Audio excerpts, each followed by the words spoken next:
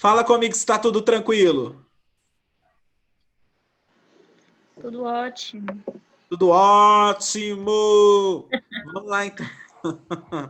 Vamos lá então, né? Vamos começar a nossa aula. Gente, é o seguinte, na aula de hoje, o que eu vou ensinar para vocês na aula de hoje? Na aula de hoje eu vou ensinar para vocês como que se resolve as questões da prova. E aí, Michele Cardoso? Beleza, Michele? Ei, Thiago, já é.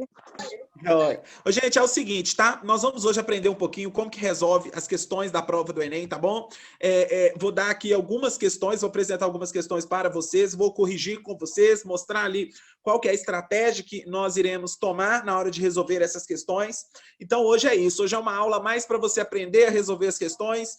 Nós vamos falar um pouquinho também do conteúdo de química. Nós temos que terminar a densidade, nós não vamos terminar a densidade hoje, nós vamos terminar em uma aula posterior, mas hoje nós vamos treinar muito, porque o grande problema da prova é o treinamento. Você chega na prova, às vezes você não sabe por onde começar, o que fazer, qual questão pular, e existe uma estratégia por trás. Então, existem questões que você precisa pular para fazer depois, porque são questões difíceis, vai agarrar você.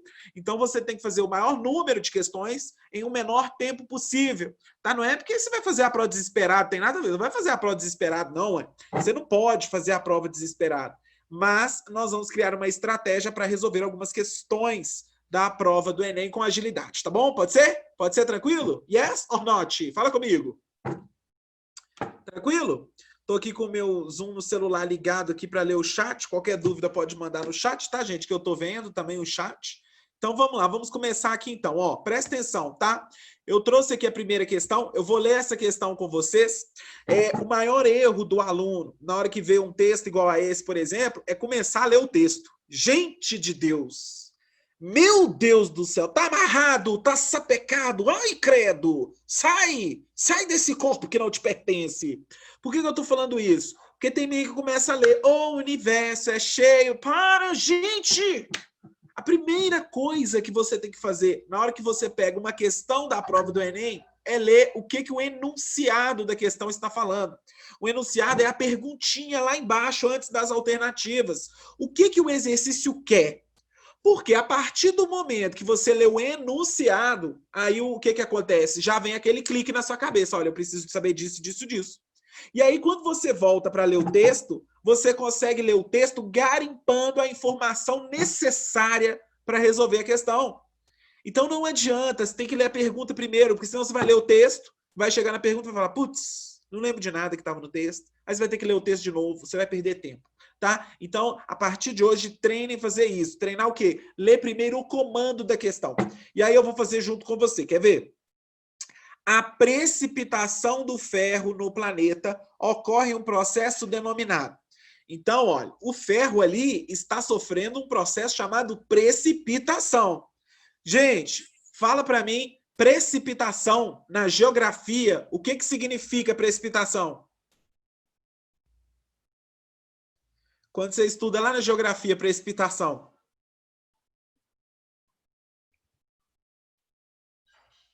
Hã? Precisa ter medo não, pode falar, eu espero, vai. Lá na geografia, o que significa isso aí? Precisa ter medo não, gente, pode usar o chat, pode falar aí no áudio, não precisa ter medo, aqui ninguém morde ninguém, tá? Pode falar aí a resposta.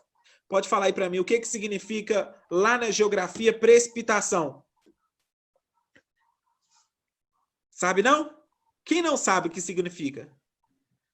Eu não sei. Não sabe. Precipitação, meninos. Eu também não sei. Beleza. Precipitação na geografia significa chuva.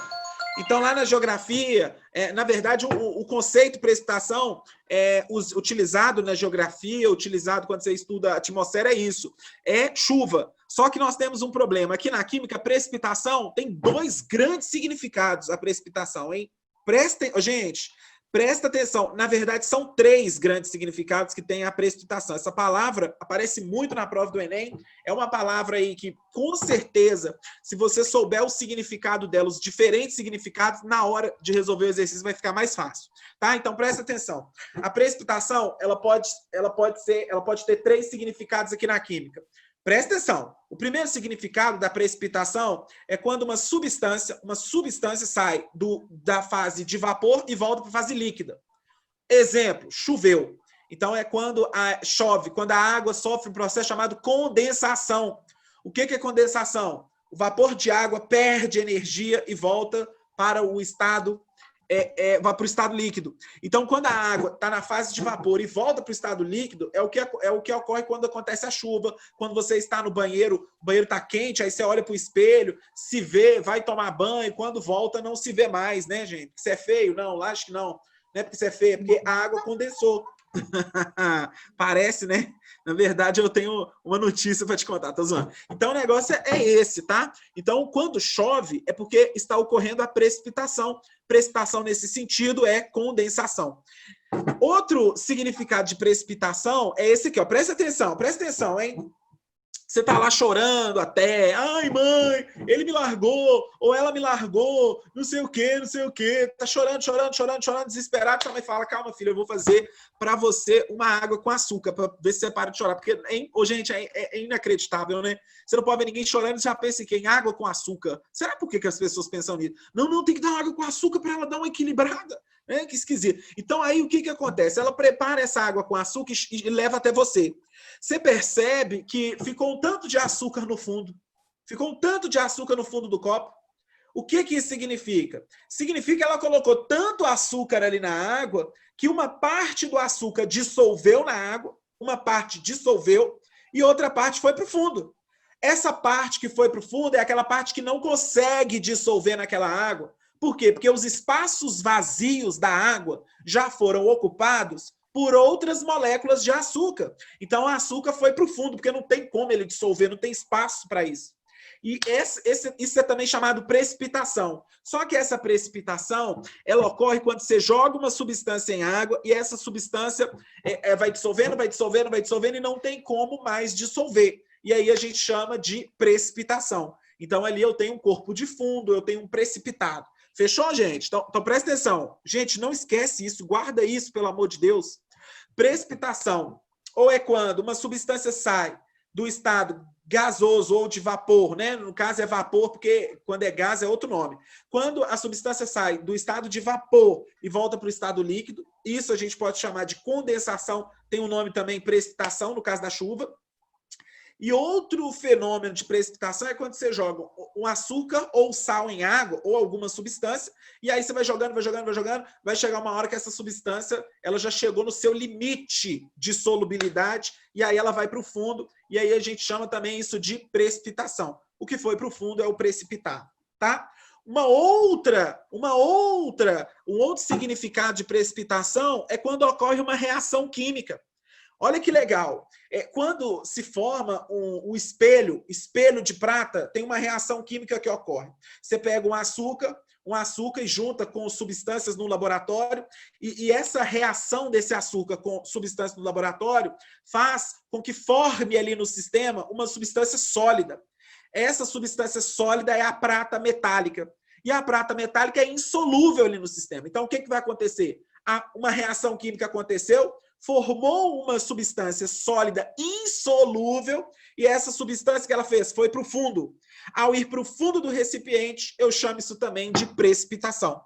Então, a precipitação ela pode ocorrer quando ocorre uma reação química entre substâncias e o resultado, o produto dessa reação química é um sólido que vai para o fundo do recipiente. Esse sólido que vai para o fundo, o que aconteceu? Precipitou. Gente, isso aí, esse nome, precipitação, na prova do Enem ele é forte, tá? Pode esperar esse nome na prova do Enem. Por que você pode esperar? Porque a prova do Enem pode te pedir um desses 3 tipos de precipitação, hein? Precipitação, vapor virando líquido, famosa chuva. Precipitação é quando eu jogo uma substância em água, ela vai dissolvendo, não dissolve, não consegue dissolver mais, vai para o fundo. Precipitação também. E precipitação, quando ocorre uma reação química e um produto dessa reação é sólido, ele desce no recipiente, vai para o fundo, e aí a gente chama de precipitação. Fala para mim se é difícil isso aí. Fala vocês que estão vendo aí, é difícil isso aí, gente? Ou é mamão com açúcar? Mamão com açúcar? Tô gripado demais, meu Deus do céu. Deixa eu olhar aqui no chat. Ai, que chato. Calma aí, gente, que eu também sou meio analfabeto. Calma aí, bate-papo, pronto. Entrei no bate-papo. Vocês mandaram mensagem lá? Que eu não vi a mensagem. Ei, Wesley! Beleza, Wesley? Ô, gente, então vamos lá, vamos seguindo aqui então. Aí, o que eu ensinei para vocês? Lê primeiro o comando. O comando fala da precipitação do ferro.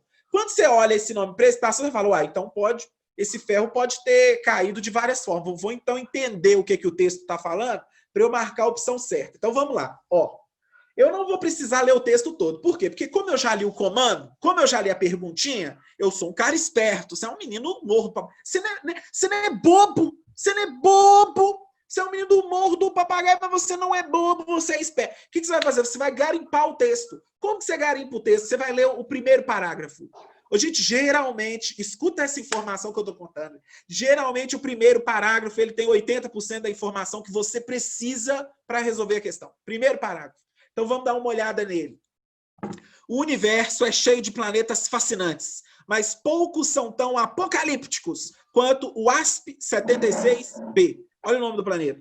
Descoberto em 2013 e localizado entre 390 a 640 anos-luz da Terra.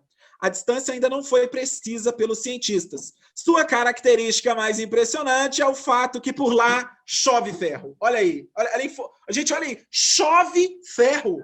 Gente, se está chovendo ferro, é porque ele está saindo de qual estado físico e indo para qual estado físico? Chora para mim essa informação aí. Fala para mim vocês. Se está chovendo ferro, ele está saindo de qual estado físico? Do líquido. Ele está saindo do estado líquido? Para o sólido. Líquido para o sólido? Não. Teve alguém que falou que do líquido para o gasoso? Também não. Está chovendo ferro, gente. Está chovendo ferro. O que significa? Significa que ele estava no alto da atmosfera. Como que ele chega no alto da atmosfera se não tem ninguém lá para jogar ele lá em cima? Isso aí, Wesley! Cabuloso! Ele está indo do estado gasoso e vindo para o estado líquido. Então, ele está saindo do estado físico gasoso e indo para o estado líquido. O que acontece, gente? Quando o ferro vai para o estado gasoso, esse planeta provavelmente é muito quente, né, em algum momento. Então, o ferro ele atinge uma temperatura muito, muito grande e acaba indo para o estado gasoso. Aí ele está disperso na atmosfera. O que vai acontecer? Ele está disperso na atmosfera, o planeta deu uma resfriada. Quando o planeta deu uma resfriada, esse vapor de ferro no estado gasoso, o que vai acontecer? Ele vai voltar para a fase líquida. Quando ele volta para a fase líquida, aí chove ferro. Deve ser muito doido, né, gente? Chover ferro. Então é isso, choveu ferro. Então o nome desse processo é condensação, né? Ó, toma cuidado. Teve uma vez o menino colocou numa prova em condenação. Eu fiquei até assustado, né? É condensação. Letra A, ok? E aí, gente, essa questão aí, fácil, médio ou difícil? O que vocês acharam? Já tô ficando rouco já, olha. O que vocês acharam dessa questão aí? Comenta aí no chat aí para eu entender como é que vocês estão achando aí. O que vocês estão achando aí da questão? Fala aí. Achei, entre aspas, tranquilo. Entre aspas, tranquilo. Eu não peguei bem a última parte que você explicou. Minha internet deu. Oi? A sua internet deu pau aí? Sobre essa...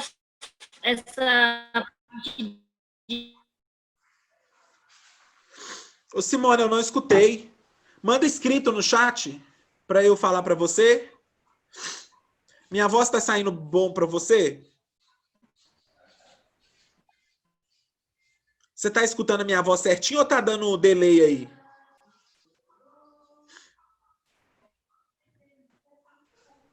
Não tá agarrando. Então eu vou explicar a última parte, tá? O que aconteceu? Esse planeta deve ser tão quente, né? Que aí, durante o texto, você vai até perceber que é mesmo. Mas o planeta é tão quente que o ferro, ele derrete, ele vai para a fase gasosa. Quando ele vai para a fase gasosa, chega um momento que esse planeta, ele sofre um resfriamento. E durante esse resfriamento, o ferro que estava na fase gasosa, ele volta para a fase líquida. E quando ele volta para a fase líquida, chove. É o que nós chamamos de condensação, precipitação. Tá? É isso, tá bom? Chover ferro significa sair do estado gasoso e vir para o estado líquido. ou seja, o ferro está condensando, ok? É isso aí. Ok. Beleza? Gente, então vamos lá, né? Vamos dificultar um pouquinho. A gente já viu essa questão aí, o gabarito letra A. Vamos então para uma questão um pouquinho mais complicada, que é essa aí. Eu adoro essa questão, tá? Novamente, né? O que você vai fazer? Você vai ler o texto? Óbvio que não. Você é um menino esperto. Você vai primeiro ler o comando para agilizar aí o processo aí da prova, de fazer a prova mais rápido, tá? Gente, muitas vezes, só de ler o comando você já sabe a resposta. Muitas vezes. Então você vai ler o comando, muitas vezes nem precisa ler o texto, nem ver a imagem. Você já é um cara esperto, fala, eu tô lendo aqui o comando, já vi essa questão. Pá, você já marca e parte pro abraço. Então, olha só. Vamos ler com calma, hein? Sabendo que os recipientes possuem substâncias submetidas às condições ambientes, qual deles abriga partículas que possuem maior energia cinética translacional? Essa pergunta é difícil, hein? A pergunta que eu quero fazer para vocês é, gente, esse nome translacional, lembra translação? O que significa um movimento de translação para vocês? O que significa esse movimento? Chora para mim, o que significa? Movimento de translação. Seria um movimento tipo da Terra? Sim, mas qual o movimento da Terra? Onde ela gira em torno de si ou onde ela gira em torno do Sol? Gira em torno do Sol? Sim, fechou. Então o movimento de translação da Terra não é aquele onde ela gira em torno do Sol? Gente, vamos fazer uma analogia com esse movimento. Nesse movimento, o que está acontecendo com a Terra? Ela está mudando de posição à medida que o tempo passa. Então ela muda de posição. Se ela está mudando de posição, ela está saindo do ponto A e indo para o ponto B. As partículas dentro de um sistema, tirando a fase sólida, porque no estado sólido as partículas elas não têm mobilidade, elas não conseguem se movimentar para um lado e para o outro, elas só vibram. No estado líquido, essas partículas se movimentam. É o fato dessas partículas se movimentarem, que faz, por exemplo, uma piscina ter água, que faz, por exemplo, quando você joga água no chão, a água escorrer, que faz ter enchente quando chove. Por quê? Porque a água, por exemplo, no estado líquido, as partículas estão mudando de posição. Essa mudança de posição faz o líquido se espalhar. A gente chama essa mudança de posição das partículas de energia cinética translacional. Então, a energia cinética translacional está associada ao movimento das partículas, onde elas ficam mudando de posição dentro do sistema. Tem gente que chama esse movimento também de movimento browniano, mas eu não vou usar esse nome não, que eu acho esse nome que é um nome que a gente usa em outra parte da química. Então, olha que legal. O movimento das partículas dentro de um sistema de substâncias líquidas ou gasosas, onde elas mudam de posição, eu chamo de energia cinética translacional. E aí eu quero te fazer uma pergunta. Gente, vão raciocinar, hein? Raciocina. Eu vou fazer uma pergunta. A pergunta é a seguinte: o que escorre com maior facilidade? É a água ou é o mel? Água. Quem que escorre com maior facilidade? É a água ou o mel? Água. A água. O que significa? Significa que a água escoa com maior facilidade. Gente, escorrer é a mesma coisa do que escoar.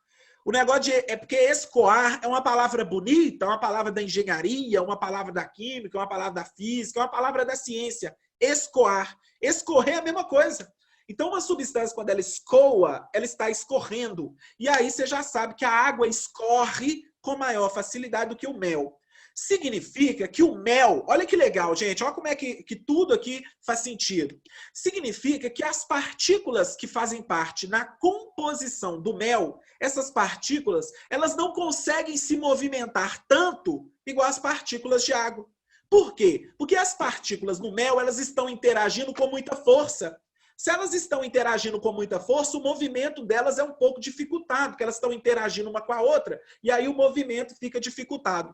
Já na água, esse movimento, ele é facilitado. Por quê? Porque as partículas na água, quando comparado com o mel, essas partículas da água, as moléculas de água, elas interagem menos. Se elas interagem com menor intensidade, o movimento delas é facilitado. Então, elas se movimentam melhor do que as partículas no mel.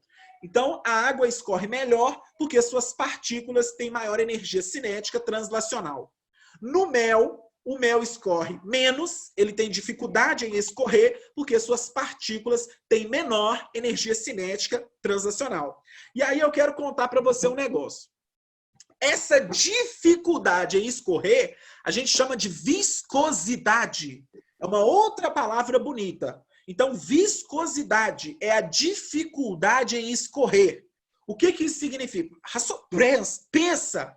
Pensa comigo. Se o mel ele tem muita dificuldade em escorrer, significa que o mel é muito viscoso.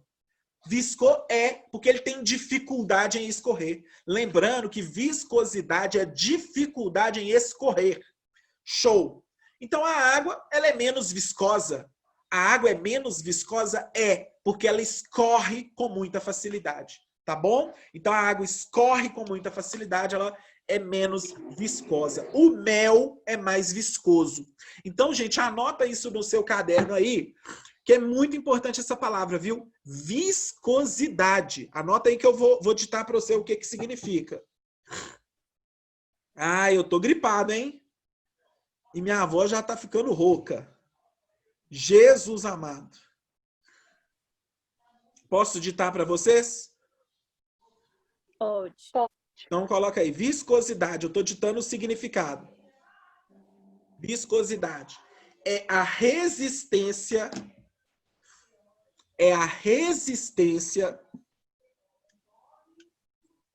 que um líquido tem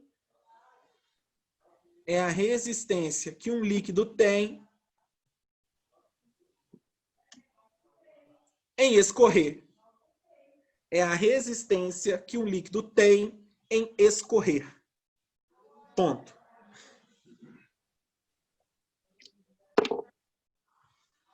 Ficou doido, hein? É a resistência que um líquido tem em escorrer. Ok, pessoas?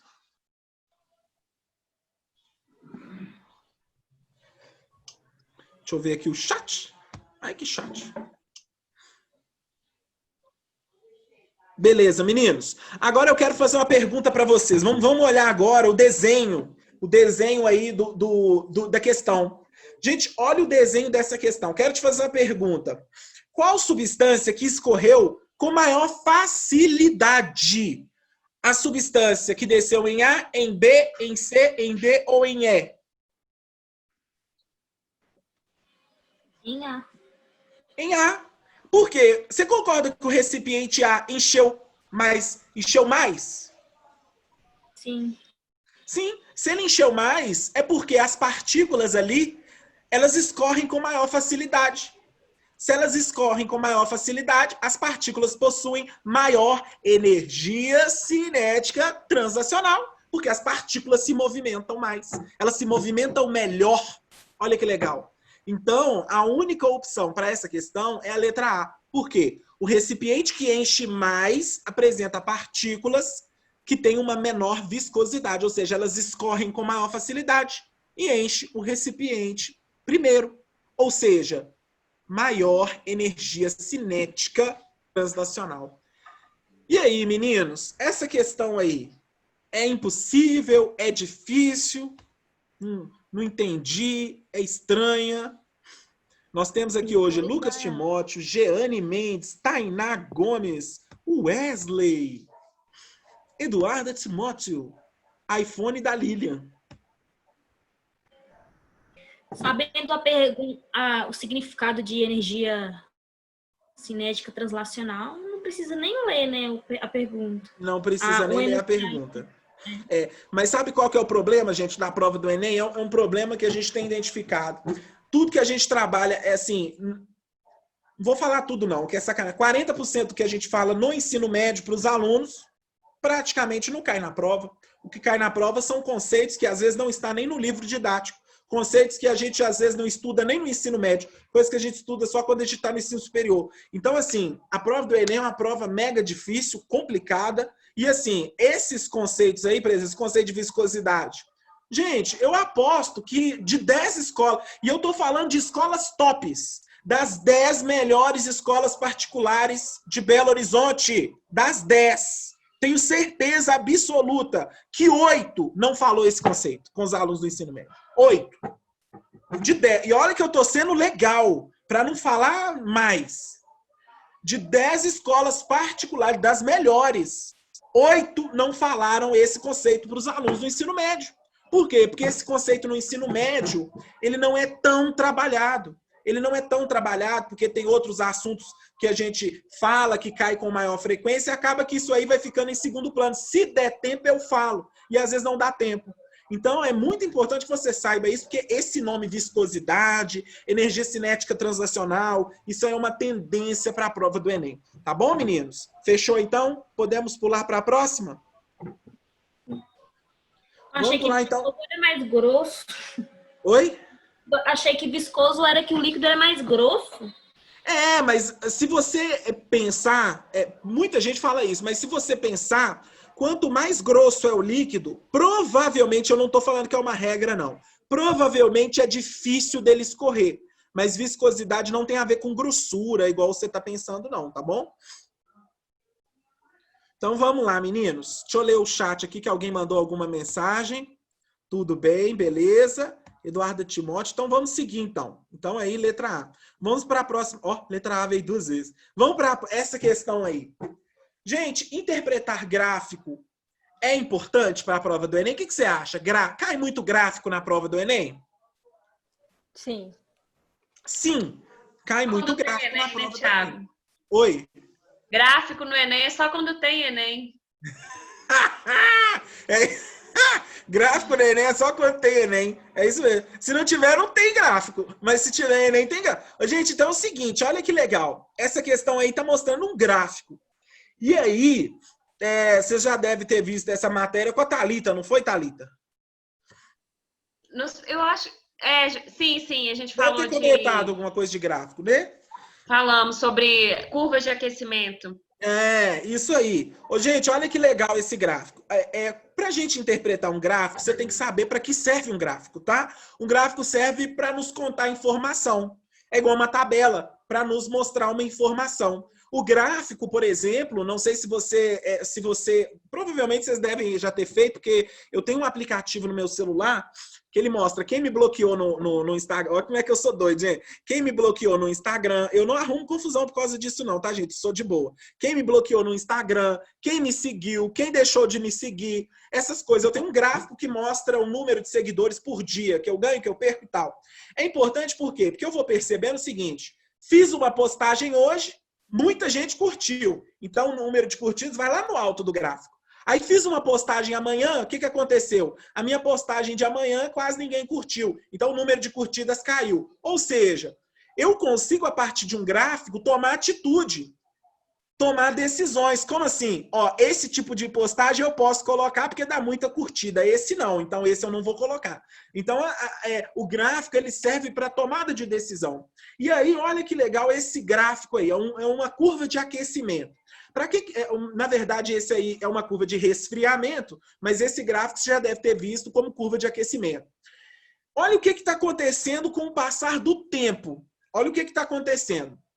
Você tem aí 2 eixos, o eixo temperatura e você tem embaixo o eixo tempo. O que significa esse gráfico? Esse gráfico significa estou resfriando um sistema à medida que o tempo passa. Então, o tempo está passando e a temperatura está caindo. Ou seja, o sistema está resfriando. Então, o tempo passa, a temperatura diminui. O tempo passa, a temperatura diminui. O tempo passa, a temperatura diminui. E à medida que a temperatura vai diminuindo, algumas coisas vão acontecendo. Tá? Algumas coisas vão acontecendo. Quer ver?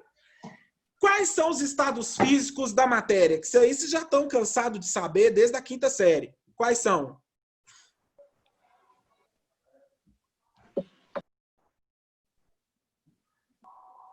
Fala, gente. Fala comigo. Fala. Quais são os estados físicos da matéria? Sólido, líquido e gasoso. Sólido, líquido e gasoso. Qual que é o estado físico que você consegue encontrar em temperaturas elevadas? Você falou, temperatura está alta no sistema. Qual é o estado físico? Gasoso. Gasoso, fechou. Então, no gráfico, olha no gráfico. Qual que é o ponto que está mais em cima no gráfico? É o ponto 1, 2, 3, 4 ou 5? 1. Então, o que isso significa? Que o ponto 1, como ele é o ponto de maior temperatura, é o ponto onde eu tenho estado físico gasoso. Fechou, gente? Vamos pensar sempre assim na curva de aquecimento ou resfriamento. A gente pensa assim, essa aí é de resfriamento. Ô, gente, olha o que está acontecendo no ponto 2. Lá no 2. A temperatura, ao invés de cair, ela ficou constante. O que isso significa? Significa que está ocorrendo no sistema uma mudança de estado físico. Toda vez que a temperatura fica constante numa curva dessa, gente, presta atenção. Presta atenção. Toda vez que a curva, que a retinha fica... Eu chamo de curva, tá? Porque a gente sempre estudou como curva, então não vou falar reta, não. Toda vez que estiver assim no gráfico, estiver assim, ó, assim, uma linhazinha assim, ó, o que significa? Que um estado físico está mudando. Ou seja, ali no ponto 2, o gás está virando líquido. Então, o que está acontecendo? O gás está virando líquido, o gás está virando líquido, o gás está virando líquido, o gás está virando líquido, o gás está virando líquido, não tem mais gás. Quando não tem mais gás, aí a temperatura volta a descer de novo. Então, o que está acontecendo ali? Um processo de mudança de estado físico. No ponto 2, eu tenho duas fases. Quais são essas fases? O estado gasoso e o estado líquido. Porque um está se convertendo no outro. Gente, isso aí é difícil? Isso aí tem que gravar, viu? Isso é uma coisa das coisas que a gente tem que decorar. A gente tem que gravar isso aí. Ai, ai, ai. Então, olha lá.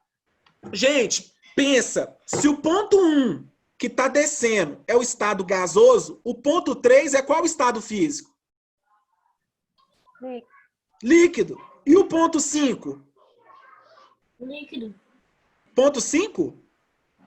Não, o líquido é gasoso e líquido. Você tem o gasoso, que é o 1. E o líquido.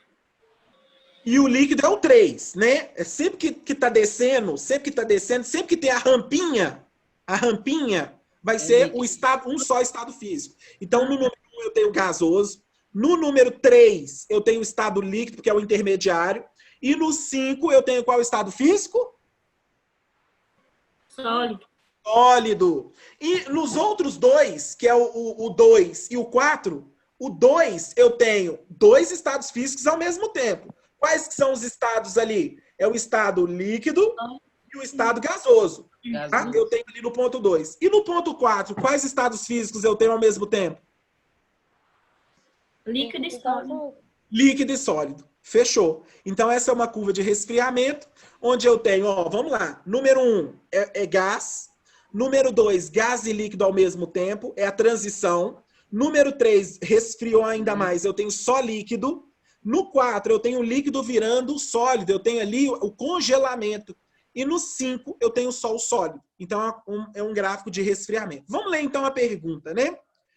Olha a pergunta. De acordo com o gráfico, qual região corresponde aos momentos do processo nos quais a amostra se apresentará simultaneamente no estado líquido e de vapor? E aí, gente, qual que é a área do gráfico? É no 1, no 2, no 3, no 4 ou no 5, que eu vou ter dois estados físicos ao mesmo tempo, sendo que um é líquido e o outro é vapor? No 2. No 2. No número 2. Olha só como é que vocês são inteligentes! Vocês são muito inteligentes! Letra qual? Qual que é a alternativa que você marca aí, gente? Letra B. Letra B. B de bola. Meu Deus do céu, vocês são inteligentes demais, gente. Gabarito, letra B. E aí, o que vocês acharam dessa questão aí? Fácil. Fácil? Mamão, né? Mamão. Então vamos para outra, né? Vamos para uma aqui. Deixa eu ver se eu tenho uma de separação de misturas aqui. Ah, tem outra de gráfico. Vamos a essa aí é boa. Essa aí é boa. E isso aí vocês já devem ter visto aí em separação de misturas, né? Ó, vamos lá. O texto é grande, né, gente? Então você vai fazer o quê? Qual que é a primeira coisa que você faz quando você se depara com uma questão dessa? Leu o enunciado. Leu o enunciado. Leu o enunciado. Então vamos lá. Esquematicamente, o esboço do gráfico da temperatura do etanol hidratado em função do tempo a um aquecimento constante é. Então, o exercício quer saber qual que é a opção que mostra para você o gráfico de aquecimento do etanol hidratado. Gente, toma muito cuidado. O que é o etanol hidratado? Olha o nome. Quando você fala hidratado, lembra o quê? Hidratado, lembra o quê?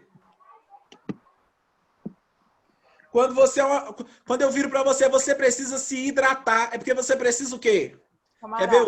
Quer ver? Vou ter que passar shampoo. Quer ver o povo? Tem que tomar água. Tem que tomar água. Então, se eu falar que eu tenho etanol hidratado, é porque eu tenho etanol junto com quem? Com a Com a água. Acabou. Gente, etanol junto com a água. Substância pura ou mistura? Mistura, porque eu tenho duas ou mais substâncias juntas. Ali no caso eu tenho duas, água e etanol. E aí, gente, dependendo, presta atenção, dependendo da proporção, dependendo da quantidade de água e etanol, o comportamento desse gráfico aí de aquecimento, ele muda. Quer ver? Eu vou ler o texto e a gente vai entender o que o exercício quer. Então ele quer saber qual que é o gráfico que representa a curva de aquecimento quando eu pego etanol e água e aqueço. Qual que é o gráfico que eu vou obter? Então vamos ler o texto para entender mais ou menos o que o exercício quer. Ó, o etanol alcoetílico é utilizado, calma aí que aqui tem um trem aqui na minha frente, é utilizado nos postos de combustível, tanto como combustível chamado de etanol comum, quanto como parte da mistura que compõe a gasolina. O etanol é constituído de etanol hidratado, uma mistura que contém, presta atenção, entre 95% e 96% de etanol e o restante de água. Já o etanol adicionado à gasolina é denominado etanol anidro ou etanol absoluto, já que possui pelo menos 99,6% de etanol. Agora, olha a segunda parte. A diferença das concentrações de etanol hidratado e do etanol anidro causa um comportamento distinto em suas curvas de aquecimento. Olha que legal. O etanol anidro se comporta como substância pura e o etanol hidratado como uma mistura azeotrópica. A palavra de ouro está aqui, gente.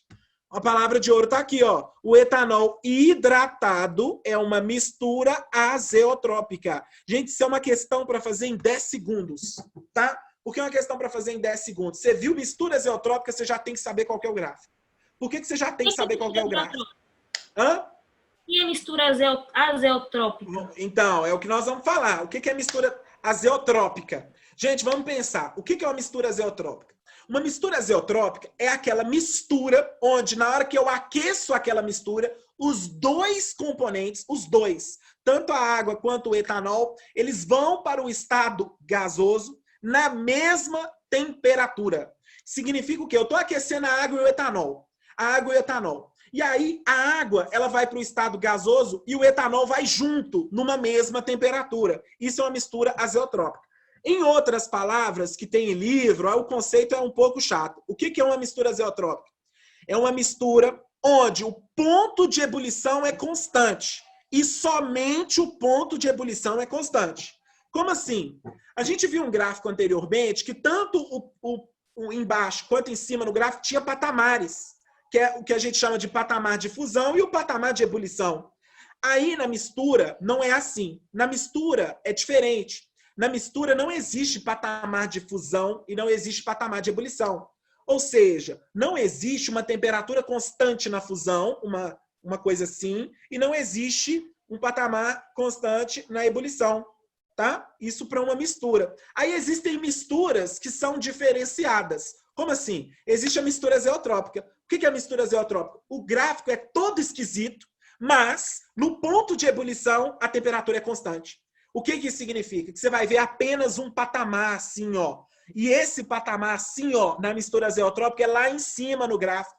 Então pensa, gente, pensa comigo, pensa. Numa mistura azeotrópica vai ter uma escadinha e essa escadinha vai estar no mais alto do gráfico possível. Então vai estar lá em cima. Então, aí eu quero te fazer a pergunta, meninos. Olha a pergunta que eu vou fazer. Qual desses gráficos, olha só, hein? Qual desses gráficos tem apenas um patamar e esse patamar está em cima? É a letra A? Não. Não. É. É a letra... Deixa eu escolher uma outra. É a letra D? Não. É a letra E? É. É a letra E? E de escola? Vamos pensar. O que é uma mistura azeotrópica? Ela vai ter quantos patamares? E esse patamar vai estar embaixo ou em cima? Em cima. Em cima. Na letra E está mostrando 2 patamares. Então não pode ser, porque uma mistura azeotrópica tem que ter um patamar só. Então não pode ser a letra A, não pode ser a letra D, não pode ser a letra E e a letra C. Pode ser? Pode. Acho que pode. Não, Não, por que não pode? porque Então a o letra D?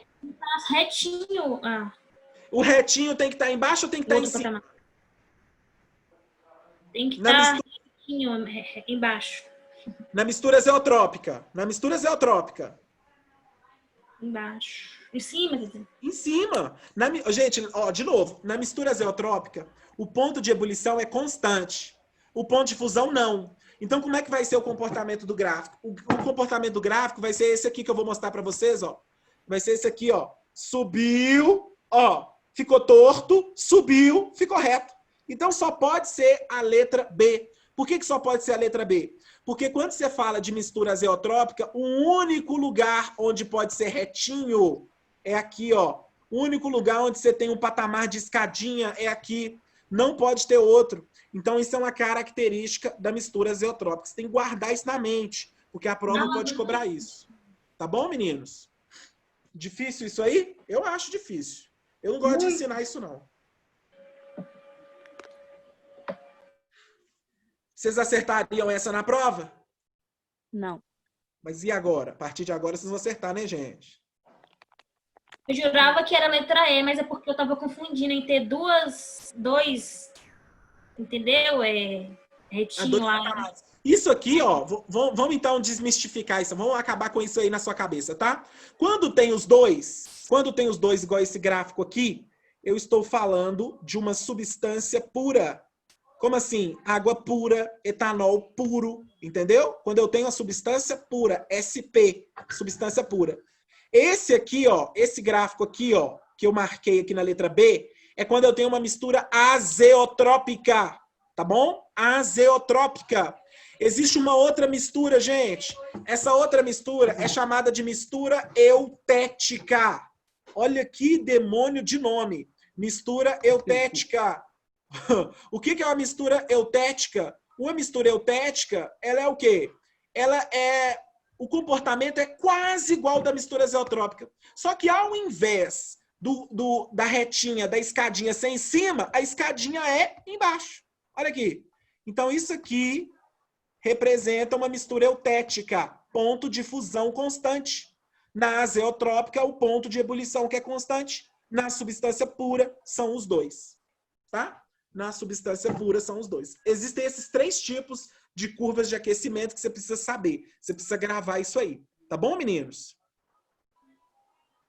Isso aí vocês precisam gravar. Quem é essa pessoa louca que mandou mensagem? Ok? Anota isso aí no caderno, gente. Anota isso aí no caderno. Esses gráficos aí. Tanto da mistura azeotrópica, quanto da eutética, quanto da substância pura. Deixa eu anotar aqui. Substância pura, porque aí vocês já fazem e já deixam anotadinho.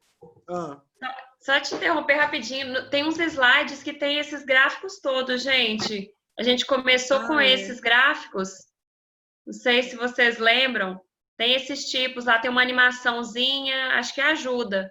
Tá lá Então no Drive. Então vai lá, gente, no Drive depois. Então tá, então não precisa nem de vocês anotarem aqui. Vão lá no Drive depois, tem a Thalita falou que tem um material dela lá, e aí vocês... A parte de misturas. Isso. Aí vocês anotem, tá, gente, esses gráficos aqui, porque esses gráficos aqui são importantíssimos para a prova, tá? Isso cai muito, cai demais, cai, assim, de maneira absurdamente alta na prova.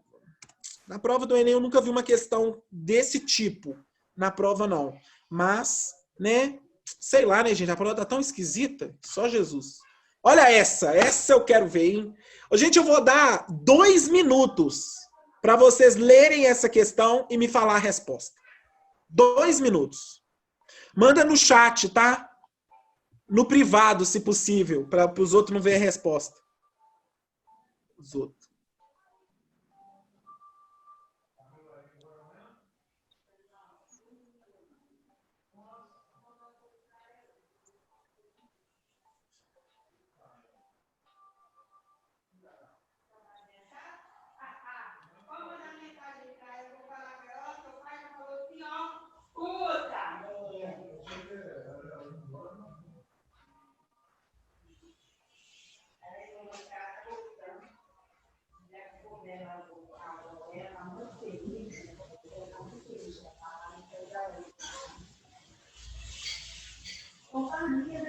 E aí, gente, foi? Deixa eu Calma ver. aqui, um segundo. Tô zoando.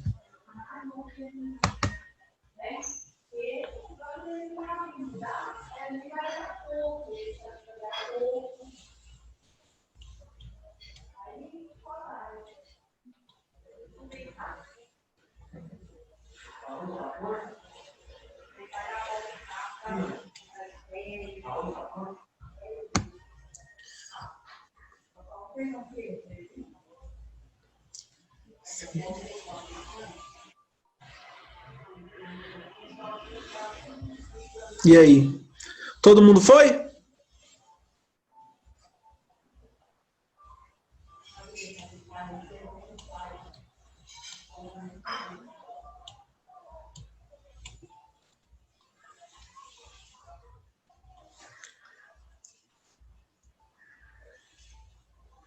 Dá mais 30 segundos, hein?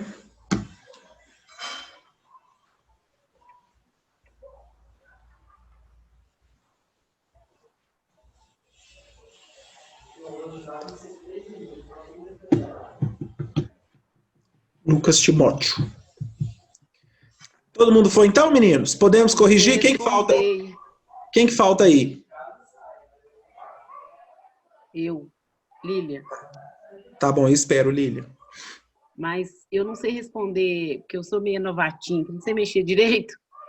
Ah, tá, então tá. Eu acho que é a A. Ah, então beleza. Então vamos discutir então essa questão. Gente, essa questão aqui é uma questão... Oi? É que eu também não sei mexer ainda não, professor. E aí, Cineide, beleza, então. Ô, gente, mas não tem problema não, eu vou mostrar aqui, ó. Seguinte, meninos, olha só, presta atenção nessa questão. O exercício, olha o que está pedindo. A diferença entre os tempos gastos na fusão e na vaporização é explicada pela... Se você for observar o gráfico, e aí eu quero que vocês prestem muita atenção no gráfico. Olha o gráfico aqui, ó. Olha o que está acontecendo. É gasto um tempo menor para a substância derreter do que para a substância ir para o estado gasoso. Ou seja, para ela ir para o estado gasoso, ela demora mais tempo. E o gráfico e o exercício está perguntando isso. Por que para a substância ir para o estado gasoso demora mais tempo? E aí, gente, tem um conceito na física e na química que a gente estuda que é chamado de calor latente. Vocês precisam saber isso. Isso é um aprofundamento, mas não tem problema, vocês são capazes de aprender. Olha que loucura. Ah, gente, eu vou contar para você uma informação. Para o gelo derreter, ele precisa de 80 calorias por grama. O que isso significa? Presta atenção nessa informação.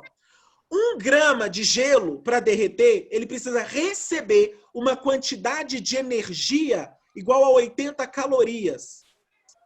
Isso a gente chama de calor latente de fusão do gelo. Então, para o gelo derreter, ele precisa de 80 calorias por grama. Já a água, para ir para o estado gasoso, ou seja, para a água vaporizar, a gente chama de vaporização, para a água vaporizar, a quantidade de energia que 1 grama de água precisa é 540 calorias por grama. Então, se 1 grama de água receber 540 calorias, essa quantidade de água vai vaporizar. Porque essa energia, 540 calorias, é a energia necessária para fazer a água ir para o estado gasoso. 80 calorias por grama é a quantidade de energia que eu preciso fornecer para o gelo derreter. E eu quero te fazer uma pergunta. Para quem que eu tenho que dar uma maior quantidade de energia para mudar de estado físico? É para a água líquida ou para o gelo? Para quem que eu tenho que dar maior quantidade de energia para mudar de estado físico? É para a água líquida vaporizar ou para o gelo derreter? Água. Para Para a água líquida. Então, o que significa, gente? Aí eu quero te fazer uma pergunta. O que é mais fácil? O que é mais fácil? Absorver 80 calorias ou 540? O que é mais fácil? 80. O que entra primeiro? 80? O que entra primeiro é 80. Então, o que você tem que raciocinar? Você tem que raciocinar o seguinte. Como o gelo precisa de menos energia para derreter, o que isso significa? que ele vai derreter mais rápido. Por quê? Porque essa energia entra rapidinho nele. Já a água, para ir para o estado gasoso, presta atenção, raciocina. Para a água ir para o estado gasoso, ela precisa de mais energia. Para atingir essa energia, demora tempo. Se demora tempo, ela demora mais para sofrer o processo de ebulição, para ir para o estado gasoso. Deu para sacar essa ideia, meninos? Ou é difícil isso? Deu para entender. Então, e aí a gente chega numa conclusão. Que conclusão que é essa? A conclusão é que a água precisa de mais energia para vaporizar do que o gelo. Logo, ela demora mais para vaporizar. E aí a pergunta é assim: a diferença entre os tempos gastos na fusão e na vaporização é explicada pela maior quantidade de calor necessária na mudança do estado líquido para o gasoso. Então, só pode ser a alternativa letra D de dado, D de Deus. Gente, eu vou falar um negócio para você novamente, viu? Vocês estão aprendendo aqui hoje, nessa aula, coisas que, assim, 80% de quem faz a prova não tem noção do que isso significa. Então, fica atento, anota isso aí no caderno, tá? Porque eu acho muito importante. Essa aula vai ficar gravada, eu acho que deve ir para o YouTube, não deve? Vocês têm acesso depois às aulas? Como é que é? Essas aulas ficam gravadas ou não? Ficam gravadas e vai pro YouTube. Ah, tá, entendi. Então, quando tiver dúvida, volta na aula, que eu acho importante pegar esses conceitos, tá bom? Porque eu acho muitíssimo importante. E aí, gente, eu quero saber de vocês, sobre essa aula de resolver exercícios, o que vocês acharam? Gostei. Boa. Nessa estratégia para resolver a prova, vocês conhecem estratégias para resolver a prova? Ou vocês sentem falta de uma estratégia para resolver a prova? É sempre bom a estratégia, né? Sempre bom. Então vamos lá, hein? Não se esqueça. A primeira coisa que você vai fazer na hora que olhar a questão é ler a pergunta, aquela parte que vem antes das opções. Então você vai ler. Por quê? Porque aquela pergunta, ela vai te dar um norte do que você precisa fazer. Muitas vezes, só lendo a pergunta, você sabe responder a questão. Muitas vezes, ao ler a pergunta, você vai ter que ler o texto. Mas não leia o texto direto. Por que eu estou te dando essa dica de não ler o texto direto? Porque se você lê o texto direto, gente, isso acontece com quase todo mundo. Você lê o texto, chega na pergunta, esquece o que estava escrito no texto, é um momento de nervosismo. Então, qual que é a dica? Lê a pergunta, porque quando você for para o texto, você já vai para o texto sabendo o que você precisa identificar no texto. Então, é muito importante isso. Vocês treinem isso e depois vocês me contem. Conta para mim se valeu a pena essa dica, tá bom? Aí vocês me falam isso, tá? Gente, eu vou liberar vocês agora, porque eu sei que vocês têm uma aula agora, 8 horas. Queria agradecer a presença de vocês, tá? Queria parabenizar a Cineide, Simone Coelho, Tainá Gomes, Ana Luísa Ribeiro, a iPhone da Lilian, Thalita, que esteve conosco nessa noite. Calma aí que tem mais nomes para eu falar aqui, ó. Ana Maria, Marisa, que tá aí, Marisa. Marisa é a prof, Chu, que está aqui aguardando para a próxima aula. Marisa, calma aí que eu já tô liberando. Wesley, Lucas Timóteo, Jeane Mendes, Michele e Eduarda. Gente, muito obrigado pela presença de vocês. Vocês vão ficar agora com uma aula sensacional. Não perca, eu já vou lá no WhatsApp mandar a galera que não entrou para vir, tá bom? Então, boa aula para vocês aí. Uma excelente semana.